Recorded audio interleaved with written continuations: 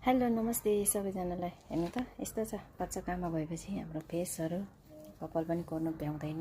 अब त्यस्तै छ यी साथीहरू। मेरो आजको काम चाहिँ बिहान उठेँ, कपडा सपडा धोएर अनि नानीलाई नुहाइदिएपछि अनि त्यसपछि म तरकारी लिन गएँ। तरकारी लिन गएपछि चाहिँ अनि त्यसपछि तरकारी लिन गएर खाना बनाएँ, खाएर भाँडा धोएर भाँडा चाहिँ राखेको छैन है साथीहरू।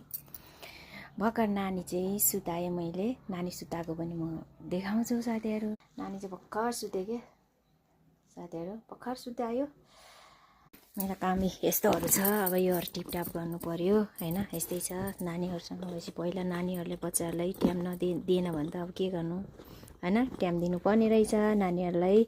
अब नानीको खेलाउनेहरू चाहिँ मैले टिपेर राखिसकेँ। अब भरे नानी उठ्छ अनि त्यसपछि निकाल्नुपर्छ, राख्नुपर्छ, खेलाउनुपर्छ। अब के गर्नु हैन।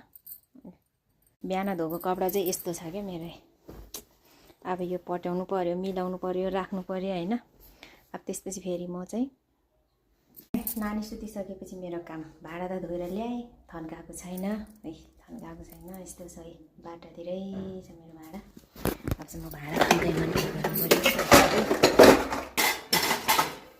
थन्काइ मनकाइ चाहिँ गर्नु पर्यो। अब के गर्नु साथीहरू, हामी छोरी मान्छेको चाहिँ यस्तै छ है साथीहरू।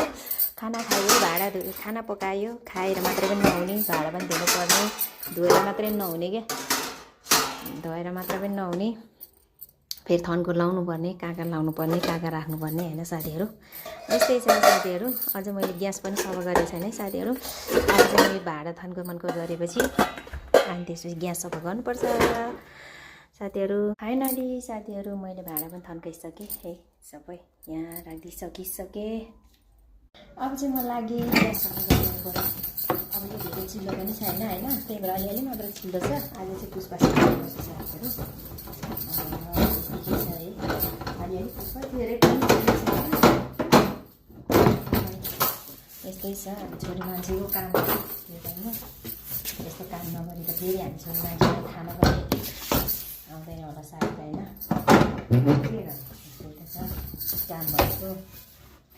बाहिर मात्रै काम गरेर हुँदो रहेछ छोरी मान्छेले। सबैभन्दा चाहिँ कामहरू गरेर भित्री छोरी मान्छेको लागि चाहिँ कामहरू